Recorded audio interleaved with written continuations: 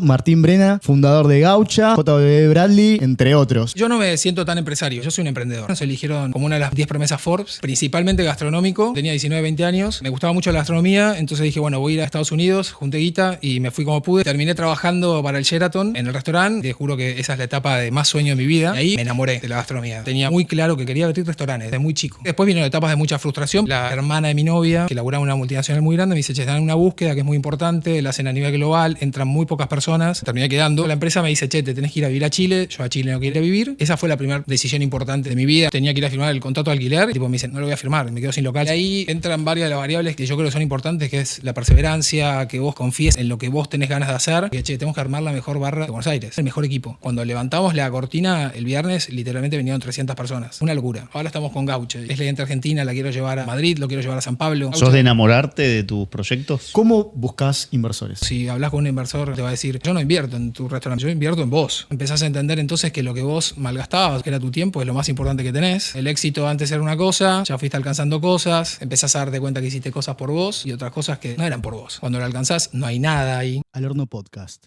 Historias a fuego lento. Bienvenido, Martín Brena, fundador de Gaucha, de Howl, JW Bradley, entre otros. Sí. Bienvenido al Horno Podcast. Muchas gracias a los dos por recibirme. Muy, muy contento de estar acá. Nos pone muy contentos. Y me gusta porque salimos un poquito de por ahí los cocineros, bartenders, y ahora vamos a un empresario gastronómico.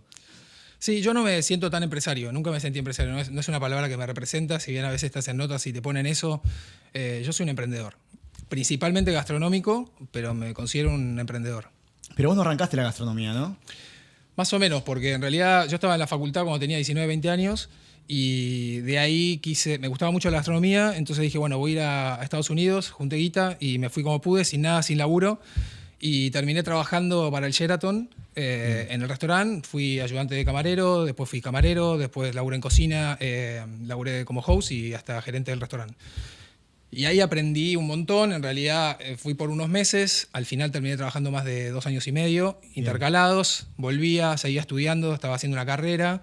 Y en un momento se empezó a complicar un poquito porque acá yo estudiaba 2 carreras y me recibí 2 carreras, entonces hacía una a la mañana, una a la noche.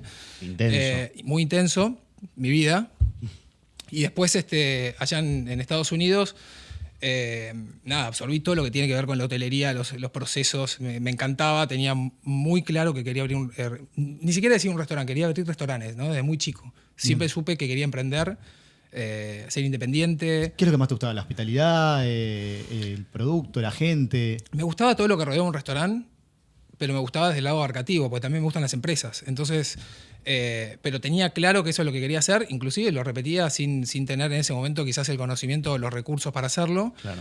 En ese momento yo me levantaba a las 5 de la mañana, a las 6 estaba en el restaurante, hacía desayuno y almuerzo. Tremendo. A las 2:30 me iba a las 3:30 entraba en otro restaurante, que era una cadena también más chica de hoteles. Volví a las 11 a mi casa, dormía 5 horas. Hoy tengo una hija y te juro que esa es la etapa de más sueño de mi vida, porque aparte tenía 20, también salía, a veces no dormía, pero muy enriquecedora. Y ahí me enamoré de la gastronomía. O sea, se me clavó en la cabeza y si bien después la vida me fue llevando por otros lados hasta volver, ese fue el puntapié, ¿viste? Bien. Y Tincho, en ese momento, digo, porque esto de saber desde tan temprana edad lo que querías para tu vida es algo que creo que no escuchamos tan seguido. ¿Por qué sentís que en ese momento ya sabías qué es lo que querías desde tan chico? O sea, por mi personalidad tenía claro que quería emprender.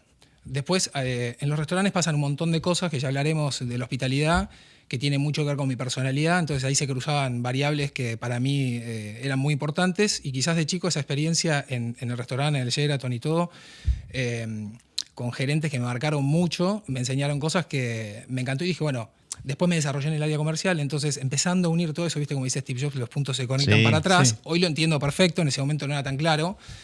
Pero dije, bueno, quiero desarrollar mis propias marcas, quiero abrir un restaurante, quiero hacer nuestra propia lectura de hospitalidad, que al final es nuestra identidad o lo que sea. Y nada, fue quedando ahí, ¿viste? La verdad que después vinieron etapas de mucha frustración porque vos volvés, sos pendejo. Yo no tenía o creía no tener los recursos en ese momento para poder abrir un restaurante. Entonces vas tocando y te vas juntando con amigos y vas haciendo todo ese proceso y después se te bajan a último momento. Claro. Muchas veces. Claro. Entonces, eso te carga de frustración y tenés que seguir y seguir y seguir. Y el sueño siempre estaba. En ese momento, cuando vuelvo a Buenos Aires y ya me quedo acá, había tenido esa experiencia. Entonces, la hermana de mi novia me dice, che, que laburaba en una multinacional muy grande, me dice, che, están en una búsqueda que es muy importante, la hacen a nivel global, entran muy pocas personas. Y nada, fui. Fueron como 6.000 personas y después de 3 meses de entrevistas terminé quedando por esas cosas de la vida. ¿Para qué puesto era? O sea, ellos te prometían rotar por toda la empresa durante 2 años en una multinacional grande y te enseñaban todo lo que era la empresa. Te ponían un mentor y un coach. Y cuando terminabas te aseguraban que vos en 2 años eras gerente. Con lo cual, sí, muy intenso. Tremendo. Entonces, bueno, fue una gran oportunidad igual y la tomé. No era del palo de gastronomía. No era del palo, pero yo fui gerente de marca para el Cono Sur. Entonces, sí tenía mucho que ver porque tenía mucho marketing, mucha área comercial, mucho relacionamiento con la gastronomía. Bien. Claro. Invertíamos mucho dinero en actividades que estaban linkeadas con eso. Entonces yo me la pasaba muy bien y me iba bien. Pero me seguía juntando con gente para poder hacer mi proyecto, mientras me seguía capacitando, que en ese momento también decía, che, ¿qué estoy haciendo? Pero bueno, hoy lo veo para atrás y fue una gran escuela que me permitió después hacer todos los restaurantes o los más de 7 o 8 lugares que hicimos, ¿no? ¿Te acordás en ese momento que todavía no tenías ninguno de tus marcas actuales? ¿Qué cosas fueron aprendizajes importantes a la hora de ahora vos como dueño y emprendedor tener tus boliches? Lo principal para mí era, de una empresa grande es entender los procesos. O sea, vos sos parte de un engranaje y realmente salís de ahí. Cuando te pones a emprender, estás como muy seguro de decir, che, yo entiendo todo, no entendés nada, porque la pyme es otra cosa y de repente vos eras una parte importante de un engranaje enorme y ahora sos el engranaje. Claro, exacto. Y nada funciona si vos no lo sacás, desde lo más mínimo a lo más importante. Entonces eso es otra escuela, pero cuando le enganchás la mano, toda esa mochila que tenías de procesos y de aprender eso tanto en un hotel como en una multinacional, yo siempre digo, nosotros vendíamos entretenimiento, pero puertas para adentro vendemos procesos y orden. Claro. El cliente no tiene que saber eso, el cliente vino a divertirse, Bien. pero nosotros, puertas adentro, hacemos otra cosa. Si estamos nosotros en un quilombo, es un control, es un descontrol controlado, ¿no? Exacto. Y eso sí me lo enseñó la empresa. Me gusta. Vos con tus proyectos, arrancaste una vez que, o sea, dejaste tu laburo una vez arrancados tus proyectos o tuviste que elegir dejar lo tuyo y arrancar estos proyectos? Eso fue complicado porque yo era muy amigo de Juan Porada, Ale Supital, los chicos que hicieron Franks, y Sí. lo vi muy de cerca, la apertura de Franks. Íbamos asados, veíamos los renders, o sea, lo vi. Cuando Franks abrió, a mí me terminó de explotar la cabeza. O sea, Que era un bar único en ese momento. era un bar único, si bien estaba puerta 1 y algunas cosas, pusieron una cabina de teléfono para entrar. Ahora tremendo. suena casi poco al lado de las propuestas que hay en Buenos Aires. En ese momento se lo tenía que explicar a un amigo porque no entendía cómo entraba por una cabina de teléfono. Y yo dije, bueno, basta. Entonces, yo tenía armado Bradley, casi el business plan, tenía armado los renders, tenía armado toda la propuesta gastronómica. Y digo, bueno, lo voy a hacer en paralelo. Y en eso la empresa me dice, che, te tenés que ir a vivir a Chile. Yo a Chile no quiero ir a vivir. Y dije, bueno, es el momento. Bien. Así que esa fue la primera decisión importante, si querés, de mi vida, ¿no? Salirme de ahí. Sí, a la semana. Claro. Sí, perdón. No, mandale. No, digo, a la semana de hacer eso, tenía que ir a firmar el contrato de alquiler y la misma mañana que lo iba a firmar, el tipo me dice, no lo voy a firmar, me quedo sin local, sin nada. No. Con lo cual, todo el plan... Quedaste varado ahí sin saber qué hacer. Varado, literal, sentado en el cordón de la vereda de Darwin, que era el local por el que termina Bradley siendo Bradley, porque pasaba el tren y esto tenía que ver con el Expreso Oriente y un montón de cosas. Así que nada, hoy lo ves para atrás y es algo que podés resolver. En ese Total. momento era la muerte. No, crisis total. Era la muerte. Sí, dejé el laburo, no tengo nada que hacer. Tenía este proyecto para arrancar y no lo puedo arrancar. Obvio, y aparte lo duro es la gente que está alrededor tuyo que te quiere, ¿no? Que dice, che, te están ofreciendo algo afuera, que te pagan 4 veces más o lo que sea, y vos estás completamente seguro de tu decisión y la vida te vuelve otra cosa, porque estás sentado en un cordón. ¿Te arrepentiste en ese momento? No me arrepentí nunca, no, nunca. No, porque ahí entran varias de las variables que yo creo que son importantes, que es la perseverancia, que vos confíes en lo que vos tenés ganas de hacer. Yo estaba muy seguro de lo que quería hacer, no estaba seguro de me iba a ir bien, pero estaba seguro de que yo quería emprender, de que tenía mucho para dar o para hacer. Y ahí encontramos otro local, que fue el de Bradley. Bradley tiene 40 metros, justo adelante era como un poco más angosto. Y claro, hablando de esto de la cabina de Frank, decíamos, bueno, ¿qué hacemos? Y hagamos un vagón. O sea, no, pero ¿cómo vamos a hacer un vagón? Sí, hagamos un vagón, pongamos un vagón, ya que es angosto, pongamos un vagón adentro del bar. Estoy hablando del año 2014, o sea, era... No, sí, hace tiempo atrás, claro. O sea, era Fuimos a algo- buscar un vagón, el vagón no entraba. Así que era imposible meter un vagón, con lo cual fuimos a remates, conseguimos las piezas. Lo tuvieron que desarmado, lo metieron y lo armaron adentro. Contratamos un equipo de amigos que eran artistas y conseguimos las cosas y lo armamos adentro. O sea, el vagón no puede salir hoy. O sea, así de decididos estábamos Claro. en hacerlo. Y bueno, después Bradley fue una locura. Tincho, ¿de qué lugares, de qué países, de dónde te inspirás a la hora de armar nuevos proyectos, nuevas marcas? No sé exactamente eso cómo surge. Sí creo que hay una línea bastante clara que es, dentro del portfolio de cosas que tenemos, están los bares, o speakeasies o bares, o como Sí. quieras llamarlo, que hicimos nosotros de alta coctelería, y después más los restaurantes. Siento que los bares sí surgieron desde el concepto primero. O sea, The Hole nace de un concepto. Yo quiero hacer la cárcel de Alcatraz. Y todo el mundo diciéndome, estás loco, la voy a hacer. Y a partir de ahí el producto como que se adapta a ese negocio alrededor de eso. En el caso de Gaucha, que nace del producto, ¿no? Gaucha es el último. Gaucha es el último, sí. Bien. El último. Fui a comer hace poquito, no sabía Comiste cómo muy comí, rico. sí. Está bueno. Hay que ir, Impresionante, voy a ir. impresionante. Y bueno, ahí está marcado, ¿no? En el restaurante nace del producto y todo va alrededor del producto. Es como medio, así lo pensamos nosotros, es nuestra fórmula. Así que las ideas caen. Un día se me ocurrió que quería hacer la cárcel de Alcatraz y estábamos con Bradley ya abierto, lo operábamos, 400 personas por día. Wow. Teníamos una obra, pues estábamos haciendo Docs, que después terminó siendo Rouge. Y en el medio yo consigo este local, hablo con mi socio y le digo, che, yo tengo esta idea, es el peor momento, porque no sabíamos ni cómo estábamos haciendo lo que estábamos haciendo, pero yo lo voy a hacer. Mucho Conseguí el local. convencimiento. Conseguí el local, tiene toda la luz en el medio, o sea, no tiene columnas. Y bueno, y surgió y empezamos con 2 obras más Bradley abierto. Y encima nosotros desde Hidden hicimos el 360 del negocio. Hacíamos el branding, hacíamos el diseño, dirigíamos la obra, o sea, nos ocupábamos de todo lo que tenía que ver con el negocio gastronómico. No delegábamos nada. Entonces, Y hoy en día, ¿cuántas marcas son las que tenés actualmente? bueno, ahí viene, uno, viste, fue pasando mucho tiempo y también hace poco, o hace unos años, empecé a entender también cuánto podía abarcar Eso. y también el concepto del desafío, ¿no? Soy una persona que necesita nuevos desafíos y en esos desafíos hay marcas que ya tienen más de 10 años, como el caso de Bradley, y también cuidarlas es entender que yo no le puedo dar el tiempo ya que le estoy dando. Y si lo quiero dar a otra cosa, y el tiempo es limitado, porque al principio cuando sos pendejo el tiempo no es una variable que vos le das mucho peso, Total. porque te sobra y te faltan otras. Pero ahí es donde empecé a hacer ese proceso emocional de empezar a sacarme marcas para poder tener ese tiempo para poder hacer las cosas de la manera que me gusta hacerlas a mí, ¿no? Y sí, lógico. Gaucho- ¿Sos de enamorarte de tus proyectos? ¿Le pones esa Me parte enamoro. sentimental? Hoy tengo hijas, tengo una hija y estoy esperando a mi segundo hijo. El lindo. amor pasa a otro lado. Eran mis hijos, mis proyectos, lo siguen siendo, pero también parte de respetarlos. No sé, ahora estamos con Gaucha y yo Gaucha lo quiero llevar, o sea, es la gente argentina, la quiero llevar a Madrid, lo quiero llevar a San Pablo. Necesito tiempo para eso. Y no me gusta hacerlo, o sea, me gusta estar cerca de lo que estoy haciendo porque la hospitalidad, que ya lo hablaremos, requiere un montón de estar encima de los equipos y todo. Entonces, fue empezar a entender en ese proceso de maduración que lo que quería hace 10 años no es lo mismo que quiero hoy. Sí, va cambiando también, ¿no? Como las, Sí. o sea, las ganas, los deseos, los sueños. Tal cual. Y sí. Yo igual quiero volver un poquito para atrás. A mí me interesa mucho cómo arrancaste.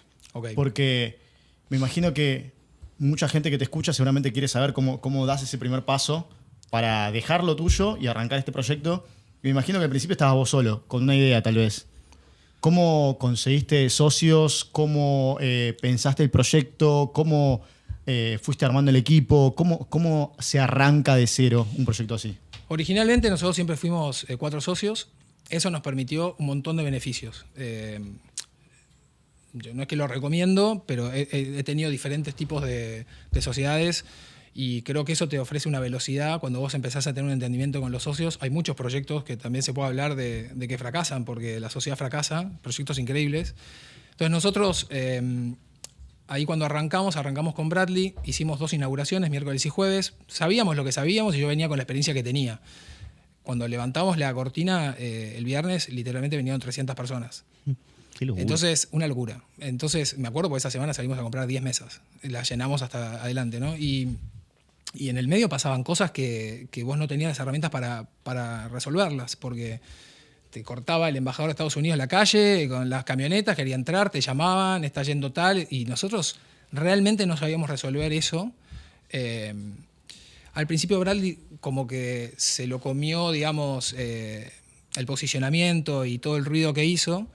Y después nosotros empezamos como a trabajar qué pasaba atrás, porque pasaban cosas muy interesantes. La alta coctelería estaba volviendo como en una segunda ola en ese momento.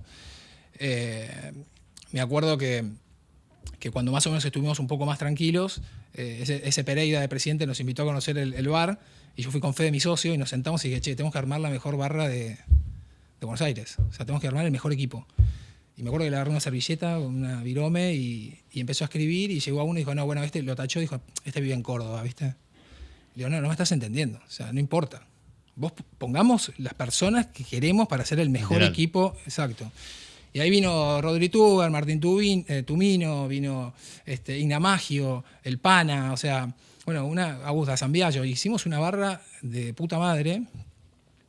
Y ahí el negocio, ese año ganamos el World Class, ganamos el Bombay, ganamos el Bacardi Legacy, fuimos a Latinoamérica con el Angostura Challenge, ganamos el Bombay también en Latinoamérica. ¿Cómo estabas vos en ese momento ganando tantos premios y de repente todo lo que habías soñado, de repente, digo, hasta quizás superó lo que tus expectativas? O sea, los premios no era algo que sinceramente nunca me interesaron. No, sí me interesan cuando el negocio se potencia con eso. Claro. No por un tema y ahí los chicos lo necesitaban. Claro. Los bares se mandaban muy al frente a los bartenders en ese momento, ¿no? Era como una parte muy importante. Hoy muchos migraron, entonces eso bajó un poco, pero me parecía importante para el negocio, y el negocio ahí en ese momento balanceó las dos cosas, ¿no? Era un lugar que estaba súper hypeado, que estaba bárbaro, pero al final tenía un contenido muy interesante. Nos decían, no vas a poder controlar tantos egos, y nosotros era un desafío ese, ¿no? Manejar todas esas personalidades atrás de una barra. Así que nada, fueron momentos de mucho laburo, vivíamos ahí adentro, pero nada, hoy lo recordás con mucha alegría. Esos inicios, ese boom inicial, ¿cómo consiguieron ese boom inicial para que esas 300 personas lleguen el primer día? O sea, ¿hubo una comunicación? Porque la comunicación No era había muy distinta redes. antes, ¿no había? No había, no. Mirá, nos movimos con algunas agencias, tratamos de ir, o sea, movimos lo poco de redes que había, y empezamos a mover el avispero. También era un momento donde había menos bares de relevancia. Había, por supuesto, un montón, pero no la oferta que hay hoy. Claro. Y la gente salió un montón. O sea, Sí. ¿viste? Argentina... Otro consumo. Era otra época. Sí, Claro. va fluctuando. Tuvimos buenos años, otros no tanto. Desde ya. Y después la propuesta de Beraldi tenía muchos diferenciales. No era un speakeasy, nos criticaba mucho por un speakeasy. Nosotros sacamos la contraseña, pusimos un DJ en altura, las mesas del medio eran altas. Había un montón de definiciones que hacía que duraba hasta las 5 de la mañana. En ese momento los bares tenían papas bravas. Nosotros teníamos cordero patagónico. Claro. Me acuerdo porque Fer Troca vino con el programa de Telefe y también nos felicitaba por la propuesta que teníamos. O sea, servíamos tartar de salmón, o sea, vieiras, pulpo, en un bar. Entonces la gente venía por la coctelería y se quedaba fascinada. Entonces hacíamos doble turno de comida, transformábamos el bar en bar Tremendo. y tirábamos hasta las 5 de la mañana. Claro, en ese momento cuando uno iba al bar a tomar Sí. y la comida era como secundario. algo secundario que Claro. acompañaba un poquito, pero Sí. no había una propuesta fuerte de ambos productos. Nosotros ahí en ese momento estábamos rodeados de muchos boliches. Entonces empezamos a identificar que la gente quería salir a comer, tomar algo y después iba al boliche. Los boliches no ofrecían eso, después lo empezaron a ofrecer. Claro. Entonces a nosotros nos venía bárbaro. Claro. Había un montón de gente en zona, estábamos cerca de Juan B. Justo, paraba el Metrobús, paraban los micros, paraba todo, estaba el tren, entonces un montón de gente llegaba ahí. Y nosotros capitalizábamos todo eso desde la hora de la comida. Está bueno porque si lo pienso, es una especie de...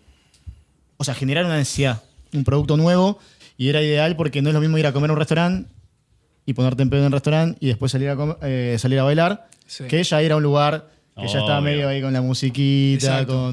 con los tragos. Exacto, la gente llegaba a las 12, 1 y el lugar ya estaba armado. Después cuando quizás vinieron años más difíciles, en realidad nosotros lo capitalizábamos porque decíamos, bueno, vos estás acá, ya comiste, ya tomaste, ¿para qué te vas a ir a otro lado? Claro. Quédate acá. Quédate Claro. acá. Entonces empezamos como, por eso te digo, el DJ en altura, empezar a hacer otras cosas y otras variables en el bar, manejar la iluminación y qué sé yo, hacía que la gente se quedara. y te ofrecíamos todo lo que vos necesitabas. Entonces el negocio empezó a tener como más sentido ahí en un 360. Y Tincho, hoy en día con todas las marcas que tienen, ¿cuántos empleados tienen? O sea, sí, ¿cuántas personas forman parte del ecosistema, digamos? Sí, llegaron a ser 300 y pico o más, 400. Hoy la verdad que me tendría que revisar bien exacto, pero debemos estar en 100 y pico. Más o menos por ahí. ¿Y cómo es liderar un equipo tan grande con tantos lugares? Digo, ¿cómo es la bajada? ¿Tenés líderes, tenés gerentes? ¿Cómo está armado?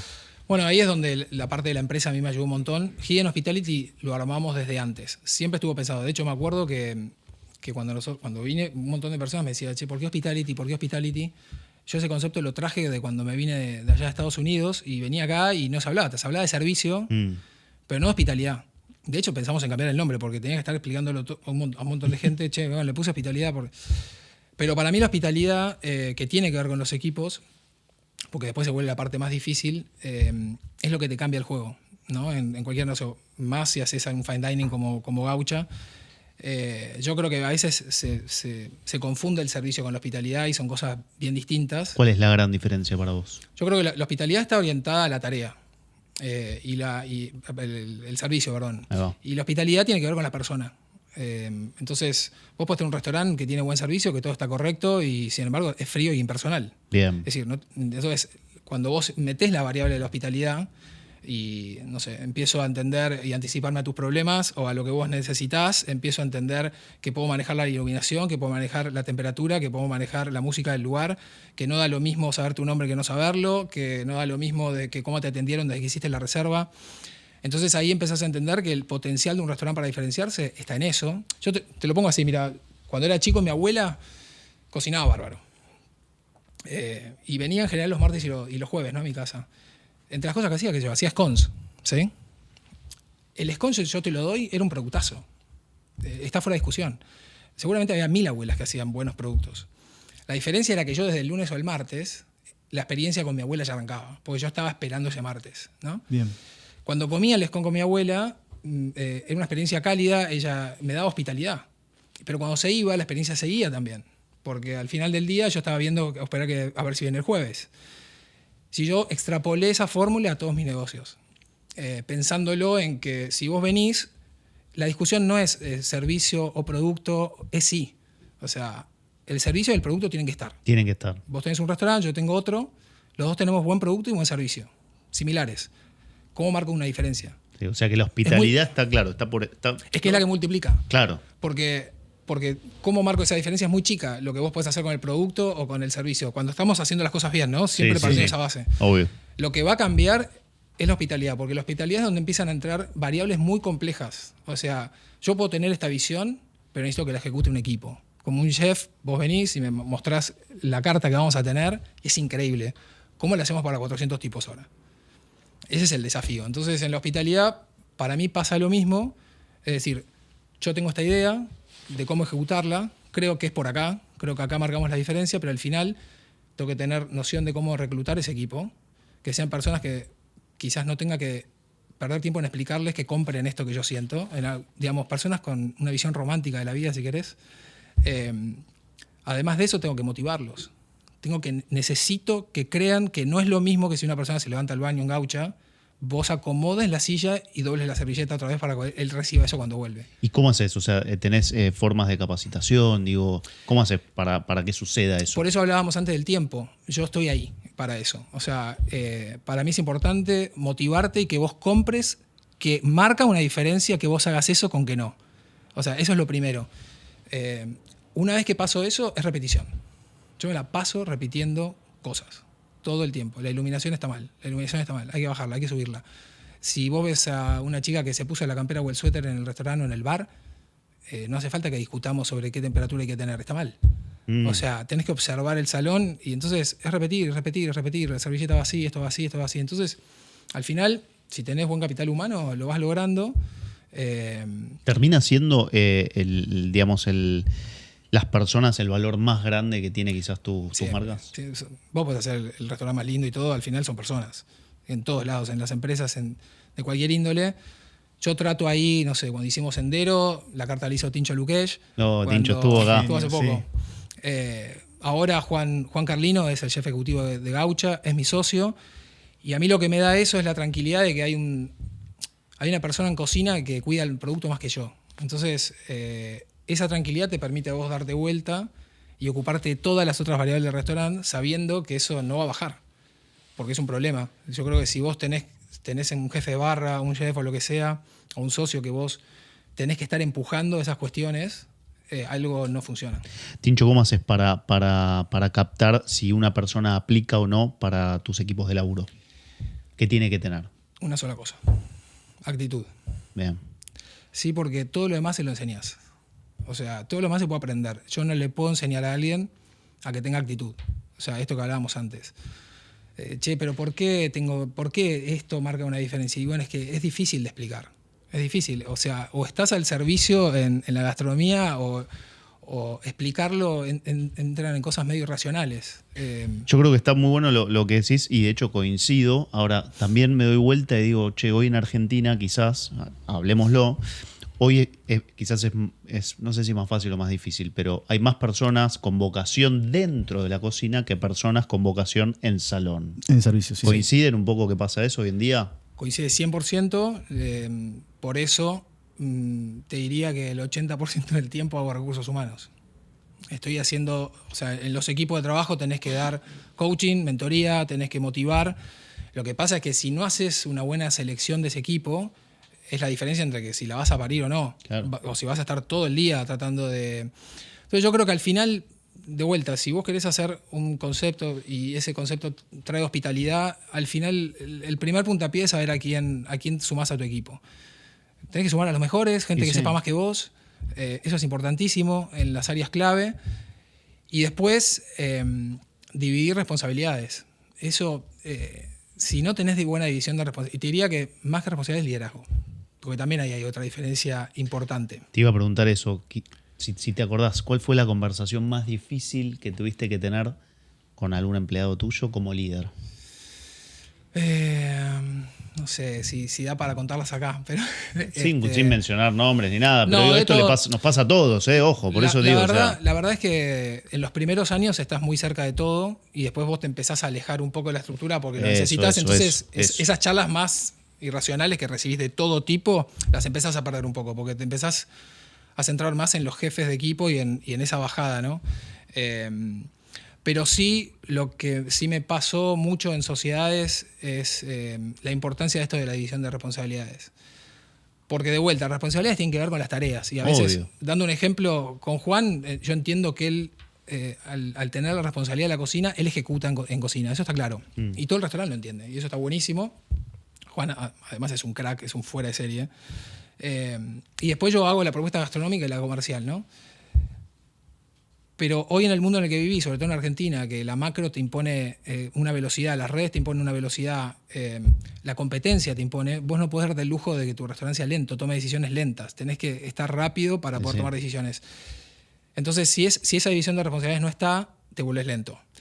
Puede que esté, pero no tenés buena visión de liderazgo. Es decir, está bien, todos sabemos que acá se ejecuta y quién ejecuta.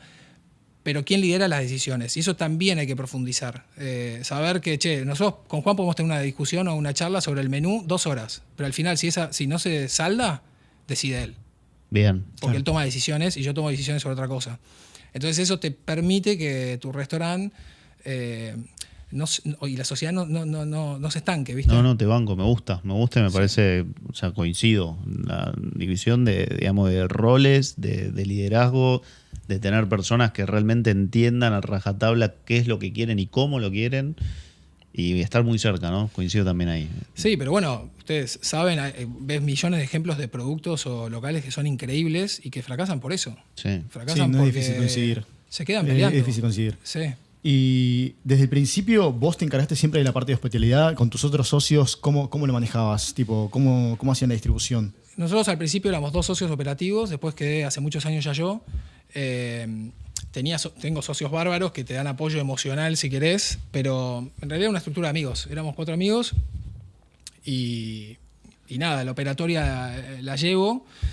Obviamente se empezó a complicar porque como Hidden también nos empezaron a llamar de otros lados, empezaron a enterarse que nosotros hacíamos el 360 del negocio. Eso nos quitaba mucho tiempo también porque vos tenías que operar, diseñabas de los locales, hacías las propuestas, no delegamos nada. Todas las marcas que ustedes mencionaron las hicimos nosotros. ¿Tienen O sea, a un grupo atrás que invierte No. o sale también desde ustedes? No, fuimos nosotros. Después en algún momento con Nico nos empezamos, y con Fede también en algunos proyectos, empezamos a abrirnos a otras sociedades.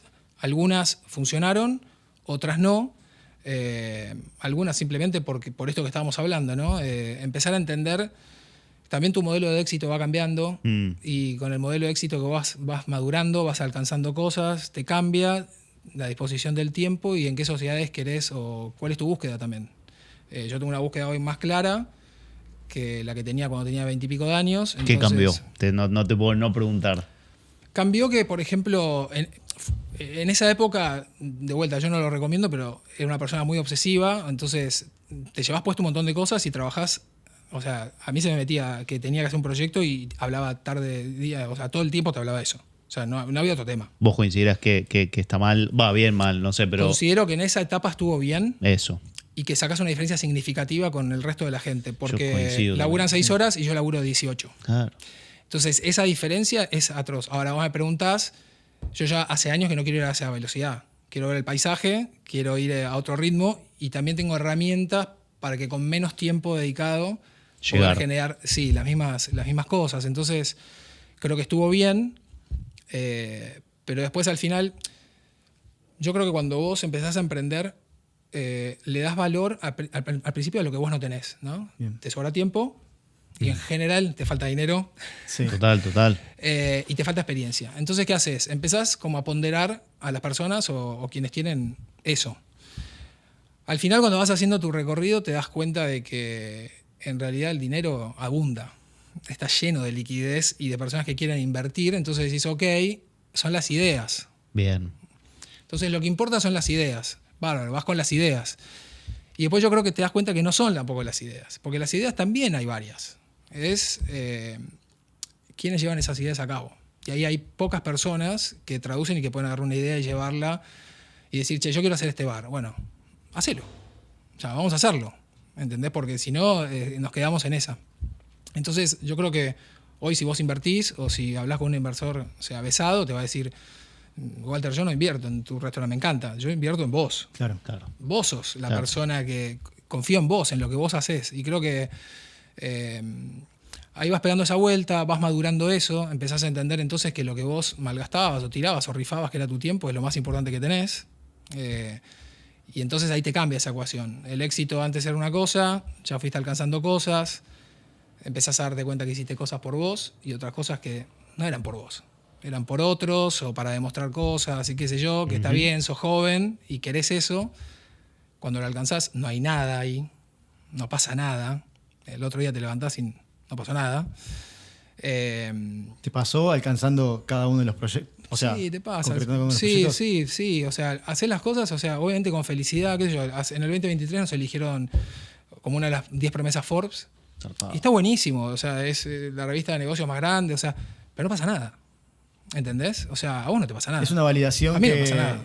que, bueno, obviamente está buena, pero eso, no te cambia la vida. No te cambia nada y tu negocio al otro día no le cambió nada tampoco.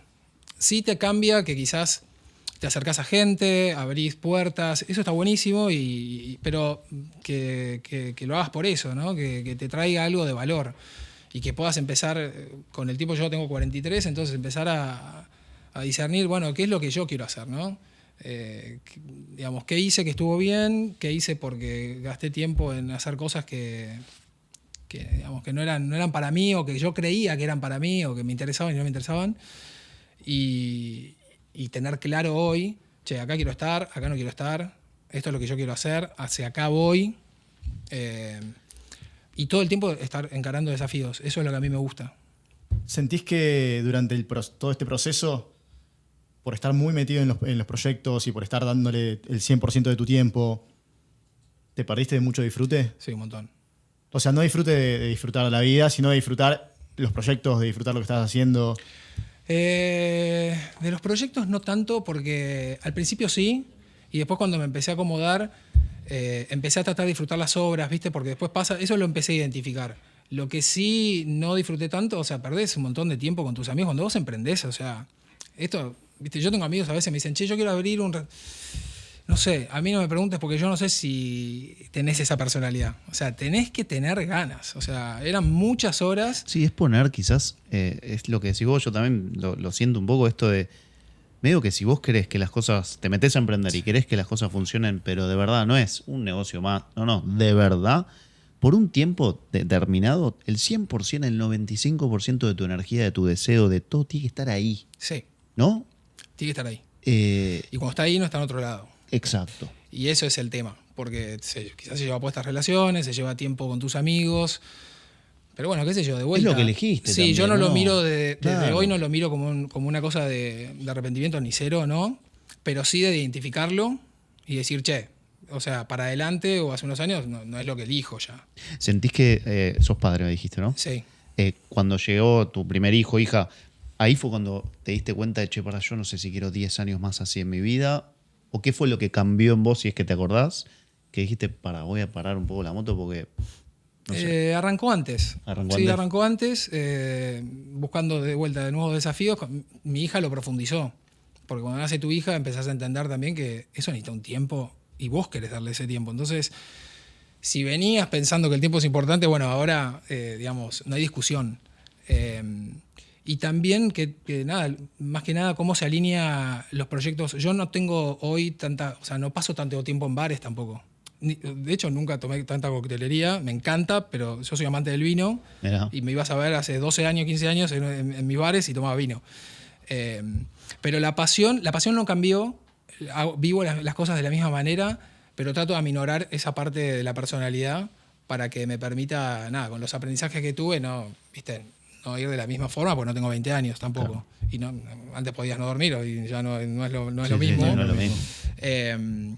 Pero bueno, nosotros, la idea es la misma, qué sé yo, cuando abrimos The Howl, la primera carta estaba Mona Galoz y Seba Tienza, hacía los cócteles, y nos hizo un cóctel en la carta, Mati Merlo, o sea, la idea siempre fue la misma, la pasión sigue, pero no con, quizás, es cambiando un poco la intensidad, ¿no?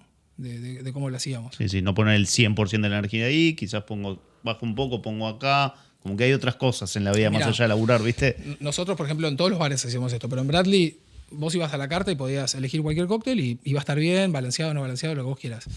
Pero, por ejemplo, no sé, tenía el cóctel más vendido se llamaba Messier Poirot. Messier Poirot era uno de los detectives de los libros de Agatha Christie. Uno de los libros de Agatha Christie se llamaba Asesinato en el Expreso Oriente. La bebida favorita de él era el vodka. Entonces, el trago se servía en un vaso de whisky, en un vaso de whisky con base de vodka, que era su bebida favorita, y era rojo porque representaba la sangre derramada en los Tremendo. asesinatos. Entonces, ¿qué te quiero decir? Íbamos hasta ahí. De cada 10 personas, vos me preguntás quién lo agarraba, y no sé, 2, pero esos 2 Volaban. entendían lo que nosotros hacíamos. Claro. Y nosotros, esa pasión no cambió, la seguimos teniendo, simplemente que vamos a otra velocidad. Bien. No, es que es muy válido y me parece hasta está bueno, ¿viste? Porque uno, qué sé yo, pretender toda la vida estar ahí, no ahí arriba en los negocios, sino ponerle tanta energía, ¿viste? Está bueno también replantearlo un poco y armar equipos de laburo y bueno, y que las cosas también funcionen sin que uno tenga que estar, ¿viste? De principio a fin. Sí, aparte es normal, vos ahí, Obvio. nosotros teníamos una oficinita así Claro. y resolvíamos todo ahí, entonces al final, digamos, si tenías una chica que hacía los cheques, bueno, estabas vos dedicando Obvio. ese tiempo. Después vas armando una estructura para poder, donde vos tocás, que eso derrame mucho más, ¿no? Entonces son charlas como quizás más cortas, pero mucho más intensas, mucho más profundas sobre lo que estamos haciendo. Y bueno, tratar de que eso derrame sin que te saque todo necesariamente todo ese tiempo, ¿no? Total. Consulto. Bares, Sí, restaurantes. sí. ¿Cómo cambió tu manera de trabajar para adaptarte? Porque son productos bastante distintos. O sea, cuando yo me enamoro de la gastronomía, en realidad no me enamoro de la alta coctelería, me gustaba, pero lo primero fueron los bares. Sin embargo, siempre la gastronomía estuvo muy presente ahí y muy fuerte, como hablábamos antes. Entonces, la diferencia era que vos, a cualquiera de los bares que nosotros teníamos, vos ibas por la coctelería, después descubrías lo otro. Entonces, La diferencia en realidad es una diferencia de dónde estás parado. Hoy la mayor parte de mis proyectos están parados en la gastronomía y después se apoyan en la coctelería o se apoyan en el vino o lo que sea, pero nacen y se gestan de otra manera, porque también es lo que me pasa a mí. Y es el momento en el que estoy. O sea, Gaucha surge como también contar quiénes somos. La identidad argentina es como una interpretación, si querés, contemporánea de quiénes somos a través de la carne, el vino, el fuego. Y entonces eso es lo que me pasa a mí hoy. Esos son los lugares que a mí también me gusta transitar, que yo los vivo, que estoy ahí, que me gusta consumir. Entonces yo creo que está bueno mirar ese recorrido y que te vaya acompañando con coherencia en lo que vos vas viviendo, en lo que vas haciendo, sin miedo a virar para un lado, a virar para otro. Al final nosotros estamos haciendo desarrollos gastronómicos y todo lo que tenga que ver con eso, impacte gastronómicamente, tenga hospitalidad, yo voy a estar. O sea, me interesa todo. Claro. Simplemente hay algunas cosas que por la edad que uno tiene o el recorrido en el que está, te interesan más en ese momento que otro. Creo que le puedes dar mucho más... lo puedes hacer mucho mejor cuando estás más interesado en ese producto y es un producto que te gusta. Sí, sí. Que, bueno, a mí me gustaron todos mis productos siempre en el momento que estaban y algunos después no es que no te gustan, sino que, de vuelta, yo ya no sé quizás tanto qué le pasa a un chico o qué quiere un chico de 20 años en un bar. Entonces me lleva un tiempo enorme entender eso. Y hay otras cosas que entiendo que me son más fáciles y porque las vivo. Entonces trato de sacar, obviamente, el mejor jugo de eso. Total, total. Tincho, ¿qué tiene Argentina que hoy te sigue, digamos, pareciendo atractivo para invertir acá? Argentina es espectacular. Yo amo a mi país. Gaucha es un reflejo de eso. Eso. Principalmente puedo hablar de Buenos Aires, que es lo que más conozco, y he recorrido todos los bares de todos lados, todos los restaurantes. Buenos Aires es increíble, ¿eh? Tiene una propuesta espectacular, más allá de, yo te puedo nombrar en términos de bares, florería, los monos, o sea, tenés cosas que son espectaculares, de restaurantes, Don Julio, si te vas a Uruguay también, no, pero la huella, o sea, acá hay muchas cosas que están muy bien hechas, una escena en bares increíble. Entonces a mí me sigue atrayendo eso porque estoy en una ciudad cosmopolita increíble, bárbara, que tiene una oferta descomunal y también la competencia a mí me es como una nafta, o sea, me gusta. Yo creo mucho en el proyecto que tengo, en lo que hago, entonces me gusta competir también. Me parece que Buenos Aires te ofrece eso. Después todas las variables que tiene, que son muy complicadas porque no las encontrás en otra parte del mundo, al final lo que hacen a vos como emprendedores es una escuela. Sí, tal cual. Te volvés un experto en materias que ni siquiera pensabas que tenías que ser experto, porque si no, no sobrevivís. Esa es la realidad. Sí, sí. Si ahí vienen momentos de más estabilidad, acelerás, y si vienen momentos de no tanta estabilidad, bueno, si juntaste las herramientas más o menos para surfearla, la surfeás. A mí me encanta, la verdad. Y la verdad que me formé acá, entonces Sí, totalmente. Sí, he recorrido, he ido a otros lados, he hecho lugares para otras personas, he asesorado en otras partes del mundo, pero no sé si no me aburriría, te diría. ¿Pero te gustaría quizás abrir alguna marca nueva o de las actuales afuera? Hoy estoy concentrado en que Gaucha, en contar quiénes somos a través de esta interpretación que tenemos, llevarla a Madrid, llevarla a San Pablo, Eso, lo que te decía antes. Sí, queremos hacer eso, estamos muy concentrados en eso, ya en charlas para eso. ¿Sería el primer producto que sacarían afuera del país? Bueno, en su momento tuvimos muchas propuestas para sacar los productos. The Whole casi llega a Miami. Ese es otro tema interesante, ¿no? Es importante las decisiones que tomás y los negocios que haces. Es muy importante también los negocios que no haces y que decidís no hacer, ¿no? Yo en pandemia tenía todo cerrado, me fui a Miami a vivir ahí y bueno, estuve a punto de hacer The Whole en Miami. Después tomamos la decisión de no hacerlo. ¿Te acordás por qué no? Bueno, fue un montón de variables. Al final pasamos por todas esas variables y terminamos teniendo, ahí sí levantamos capital para poder hacerlo. Y sucedieron 2 o 3 cositas que hicieron que nos volvamos un rato. De hecho, Estados Unidos me había dado la visa de talento, la tenía por 3 años. Había presentado lo que había hecho acá en Argentina y me habían dado eso. Pero nada, charlando, viste, nos pasó mucho entre socios de decir, llegamos a firmar este local o lo que sea y irnos para atrás. Y creo que también de eso no se habla mucho, pero son grandes decisiones a veces no hacerlo. Yo estoy convencido que no teníamos que abrir The Whole en Miami. Más viendo después como lo que pasó digamos, en Miami y todo lo difícil que se puso para un montón de proyectos.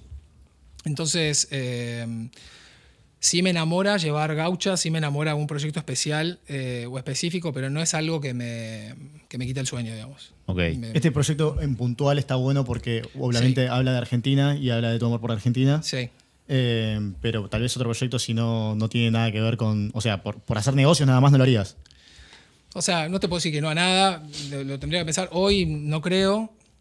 Sí tengo proyectos que están en cartera, que van a salir, y posiblemente alguno tenga sentido que vaya afuera. Cuando era más pendejo sí me interesaba mucho eso. Hoy estoy en Buenos Aires, sí me gusta mucho Madrid, me gusta mucho la plaza, creo que gaucha ahí te puede hacer mucho sentido. De hecho, parte de cómo se gesta gaucha tiene que ver con Madrid, de viajar a Madrid y encontrar que ahí había y hay muchos proyectos muy buenos, también para 35, 40 personas, hechos por uruguayos, por argentinos, muy bien hechos. Sí. Pero decís, che, estoy en Madrid y están contando mi historia. O sea, yo necesito hacer esto acá en Buenos Aires también, ¿no? Quiero contar en primera persona. Ahí es donde también nos juntamos con Juan, y Juan tradujo de inmediato, entendió lo que estábamos haciendo, porque gaucha ya estaba hecho casi al 70-80% cuando nos juntamos con Juan, y él entendió perfecto lo que nosotros estábamos buscando, ¿no? Y hizo un menú que para mí es increíble. Nosotros en gaucha hacemos, también en esta interpretación decimos, che, ¿cómo vamos de forma orgánica con lo que queremos contar, ¿no? Si es nuestra interpretación de lo que es la Argentina a través del asado, el vino, hay que hacer nuestros propios panificados, por más que lo podamos comprar, hay que hacer nuestros propios embutidos, a pesar de que hay muy buenos, y madurar nuestras propias carnes, ¿no? Que también viajas a Madrid y hay restaurantes de la puta madre y no maduran sus propias carnes, las compran maduradas. No para cambiar la intensidad del sabor ni nada, pero sí para asegurar la terneza que nosotros queremos en mesa, ¿no? Y entonces esa búsqueda también te complejiza todo, pero tiene sentido porque estamos haciendo algo que para nosotros tiene que ser orgánico y tenés que poder defenderlo como querés. Eso sí me interesa salir a contarlo nosotros, sí me interesa llevarlo a otro país, y eso sí. ¿Qué tan difícil fue encontrar a Juan en este caso, que es un genio? Le mandamos un saludo grande. Pero ¿qué tan difícil es encontrar a la persona, al chef, para tu proyecto?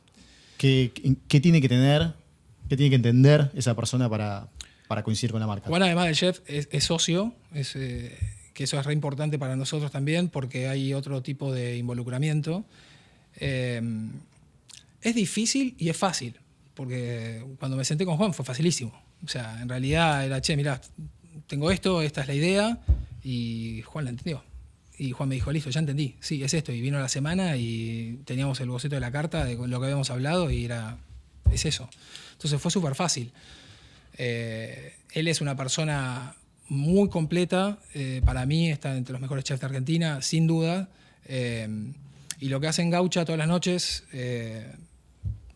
está muy arriba, está muy arriba. Es una persona profunda, entonces ahí empezamos viste, todo se vuelve fácil, todo se vuelve fácil, porque no hace falta convencer de nada, no hace falta empujar nada. Digamos, si nosotros tenemos cierto nivel de exigencia y te das vuelta y la persona que está en cocina y es tu socio tiene un nivel igual o mejor que el tuyo, bueno, todo fluye. Ganamos, sí. Todo fluye. Tincho, existe este estómago del emprendedor, viste, que te dice si sí o si no, aunque no tengas datos. ¿Cuánto escuchás a esa vocecita que tenés que quizás en Miami te dijo, che, sabes que no, al final no? ¿Te pasa eso? Sí, me pasa un montón. Me pasa un montón y yo creo que hay que escuchar eso. En definitiva, vos le vas a llamar instinto, no sé, llamarlo como quieras. Llamarlo, obvio. Yo creo que, viste, al igual que la suerte, que yo no creo en la suerte. ¿No crees en la suerte para nada? No creo en la suerte. ¿Ni nada? Puede haber. Es una pregunta que solemos hacer, ¿viste? Ah, ¿sí? Sí, porque, nada, eso, tenés personas que sí creen en la suerte. Por supuesto, siempre está primero el laburo, las ganas, sí, y bla, bla.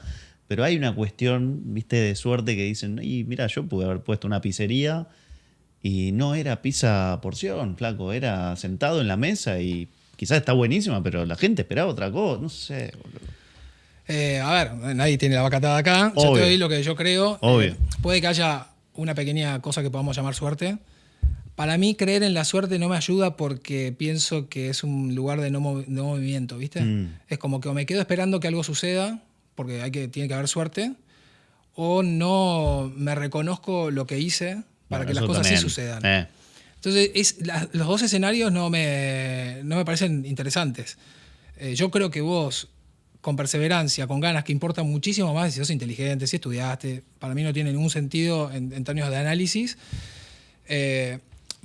Si sos perceptivo, si sos curioso, si preguntás. Yo admiro a la gente que pregunta. O sea, ir por la vida preguntando. O sea, yo con Juan hablo todo el día, me gusta. De no tener miedo a no saber, ¿no? Es que es así, porque Claro, si no comprendés. Entonces, si vos ya tenés esas cualidades, en realidad después le llamás suerte a un montón de cosas que fuiste absorbiendo y que después sí, hay una intuición que de vuelta, podemos llamarla como quieras, que yo la uso un montón. No sé catalogarla en qué, pero de decir, che, estoy en la mitad de una obra de un restaurante o lo que sea, decir, siento que va a ir bien o siento que no, porque también lo he sentido.